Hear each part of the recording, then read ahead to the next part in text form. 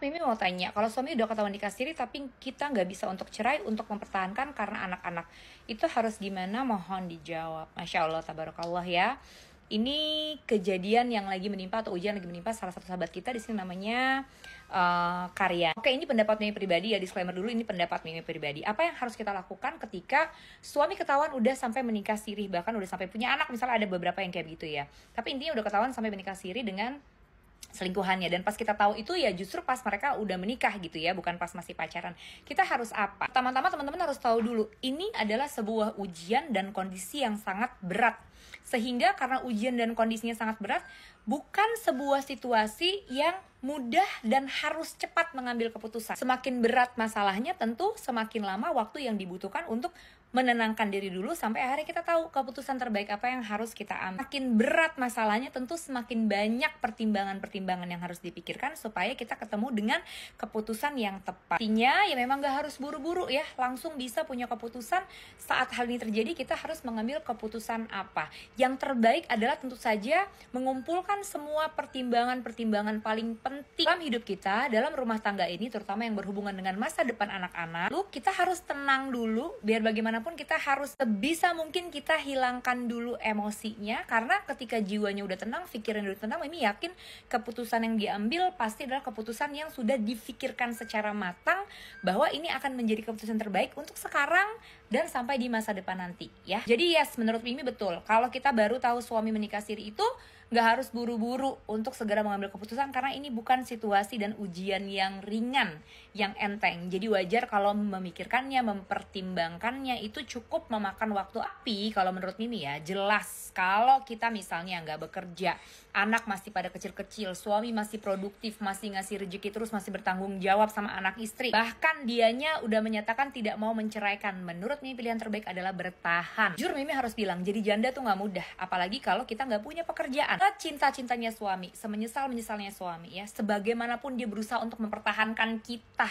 kalau namanya nanti udah menjadi mantan istri dan mantan suami, sudah bercerai, apalagi dia sudah punya pasangan lagi, itu udah beda cerita. Akhirnya yang belangsak, yang melarat, yang morat-marit kita dan anak-anak. Tuh Falak ya menang dong, dia enak ya, dia akhirnya mendapatkan laki kita untuk menjadi yang satu-satunya dalam hidup dia. Enak aja yang nemenin dia dari zaman-zaman belangsak susahan kan kita. Ngapa jadi enak banget dia datang-datang nih laki kita udah jadi, mau dia yang berkuasa, nggak bisa begitu. Jadi kalau menurut Mimi pilihan terbaik selama suami masih bertanggung jawab, kitanya kebetulan ini belum bekerja, pertahankan. Pertahankan sampai kapan Mia? Pertahankan sampai kita udah bener-bener yakin bahwa kalau gua mau berpisah sekarang, semua-muanya udah siap, masa depan anak-anak nggak akan terbengkalai, hidup gua nggak akan susah. Jadi apakah salah bertahan demi untuk anak-anak padahal suami udah ketahuan menikah siri? Jawabannya ya enggak sama sekali. Itu adalah keputusan yang sangat cerdas. Sekarang kita udah nggak usah berlama-lama terlalu kegalauan dan banyak drama di perselingkuhan sirinya suami, karena itu gak membawa manfaat ya. Kita mau kesel, mau sebel, mau marah, mau menderita seperti apapun, itu tidak akan merubah fakta bahwa si perselingkuhan sampai menikah siri itu sudah dilakukan sama suami kita. Nah, kita udah gagal dan kita udah kalah di situ. Jangan sampai kita kalah semua-muanya. Jadi yes, Mimi paham kita semua pasti akan merasa sangat sakit hati dan tenggelam pada kesedihan yang mendalam, tapi please banget jangan lama-lama. Langsung ya, udah gak ada waktu. Mau galau-galau, mau sedih-sedih, lama-lama udah gak ada waktu. Putusin.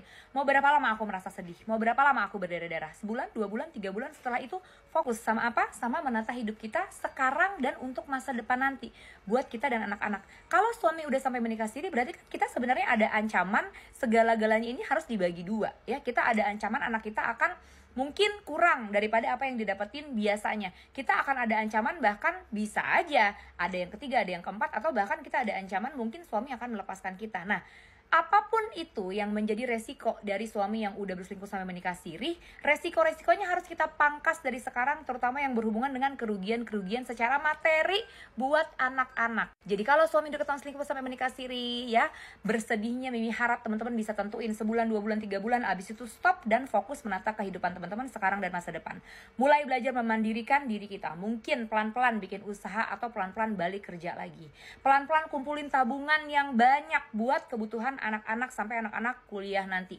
Kalau teman-teman belum punya rumah, belum lunas, mobil belum lunas, itu dulu ya, bertahan dulu beberapa tahun untuk bisa menyelesaikan semua cicilan-cicilan itu sampai nanti kita akhirnya, walaupun misalnya suatu hari nanti kita tetap nggak kuat dengan poligaminya suami, terus kita mau cabut gitu, maksudnya ya mau berpisah sama suami, ya kita udah punya persiapan, rumah udah lunas, mobil udah lunas, tabungan kita udah tebel, kitanya udah punya pekerjaan atau mungkin kita udah punya usaha, anak-anak juga secara mental udah kita persiapkan karena udah tahu banget kondisi. Jadi resikonya nggak terlalu besar gitu ya. Kan kita bisa keluar sebagai pemenang. Jadi menurut Mimi, stop dramanya, galaunya, berantemnya, ribut-ributnya stop. Karena kita udah melakukan itu berhari-hari, berminggu-minggu, bahkan berbulan-bulan lamanya, tapi suami tidak juga berubah, tidak juga sadar, tidak juga melepaskan selingkuhannya, tidak juga melepaskan istri sirinya. Jadi buat apa dilanjutin? Jangan sampai udah mah kita kalah di status, udah mah kita kalah di jiwa kita yang berdarah-darah setiap hari, gila, mau depresi, putus asa ngejalanin hidup, udah mah kita nggak punya apa-apa yang menjadi haknya anak-anak. Kita boleh gagal, kita boleh nggak merasa bahagia seutuhnya sekarang, tapi anak-anak jangan.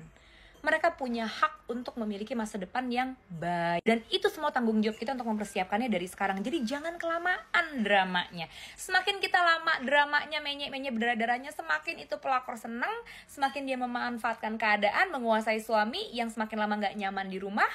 Dia akan memanfaatkan kesempatan itu untuk pelan-pelan menarik suami, dan kita akhirnya kehilangan segala-galanya. Jadi kalau ini udah terjadi di rumah tangga kita, harus cerdas. Gak ada pilihan lain, mengalah bukan untuk kalah, tapi mengalah untuk menang. Berapa lama Mi waktu yang dibutuhkan untuk aku mengorbankan perasaanku? Nggak tahu, tiap orang beda-beda ya. Bisa beberapa bulan, bisa setahun, bisa 2 tahun, bisa 3 tahun, bisa 4 tahun.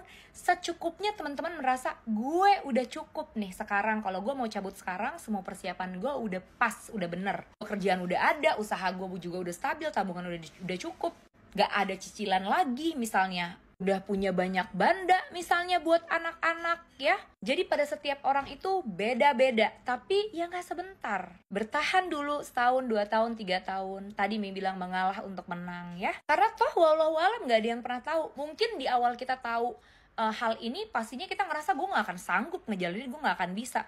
Tapi who knows, kalau emang setelah kita berusaha menjalankan dengan cara-cara yang benar, terus mungkin kita bahkan udah nggak bermasalah lagi kali nanti ya, setahun, 2 tahun, 3 tahun kemudian, kan malah lebih enak. Udah mah kita udah punya semuanya, udah mah kita akhirnya udah bisa merasa nyaman dengan kondisi ini. Bahkan suami melihat kita pun udah gum, mungkin karena ketabahan dan kesabaran kemuliaan kita menerima kesalahannya, itu mungkin bahkan nanti bisa mempengaruhi dia untuk akhirnya betul-betul kembali hanya kepada kita dan anak-anak. Yes, menurut Mimi, kalau hal ini terjadi, suami ketahuan berselingkuh sampai sudah nikah siri, dan suami kebetulan tidak mau menceraikan, masih bertanggung jawab, produktif, menurut Mimi adalah jangan ditinggalkan, jangan diceraikan.